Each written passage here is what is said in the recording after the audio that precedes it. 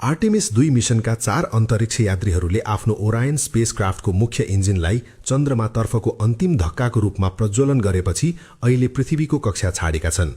5 minute 55 सेकेन्डको engine प्रज्वलन, जसलाई ट्रान्सल्युनर injection TLI भनिन्छ, त्रुटिरहित रूपमा सम्पन्न भएको नासाकी डाक्टर लोरी ग्लेजले बताइन्।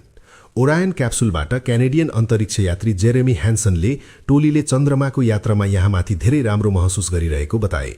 आर्टेमिस 2 अहिले एउटा यस्तो घुमाउरो बाटोमा छ जसले टोलीलाई चन्द्रमाको पछिल्लो भाग फार साइडसम्म पुर्याएर फेरि पृथ्वीमा फर्काउनेछ।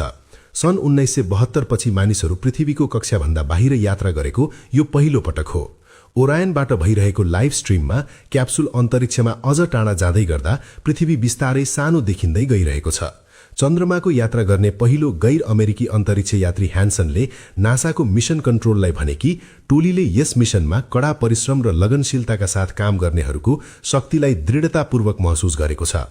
उनले भने, मानवताले हामी के गर्न सक्षम छौं भन्ने कुरा फेरि एकपटक देखाएको छ।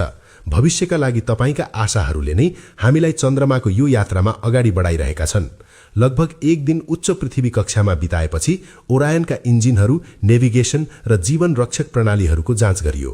अन्ततः अन्तिम स्वीकृति दिइयो र इन्जिन प्रज्वलन सुरु भयो, जुन मिशनको चन्द्रमातर्फको अन्तिम ठूलो कदम थियो। टोलीको सीट पछाडि रहेको सर्भिस मोड्युलले आफ्नो एउटा मुख्य इन्जिन लामो समयसम्म प्रज्वलन गर्यो, जसले ओरायनको गतिमा प्रति घण्टा हजारौं किलोमिटर थप्यो।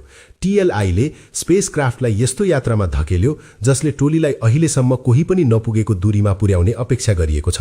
चन्द्रमा भन्दा 4700 माइल 7600 किलोमिटर परसम्म। नासाको अनुमान छ कि यसले सन् 1970 मा अपोलो 13 ले कायम गरेको रेकर्डलाई पनि तोड्न सक्छ।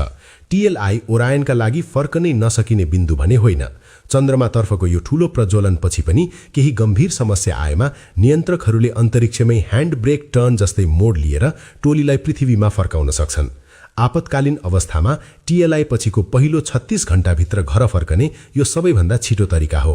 ओरायन कार्यक्रम प्रबन्धक हावार्ड हुका अनुसार टोलीलाई सुरक्षित घर फर्काउन सुनिश्चित गर्न लाखौं पटक सिमुलेसन, नक्कली अभ्यास गरिएको छ।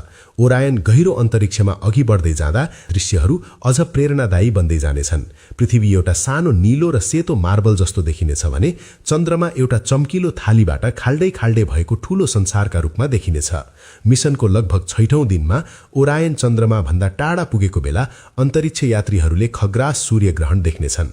चन्द्रमा सिधै सूर्यको अगाडि आउनेछ र यसको चम्किलो भागलाई पूर्ण रूपमा ढाक्नेछ। The crew of Artemis 2 now bound for the moon. Humanity's next great voyage begins.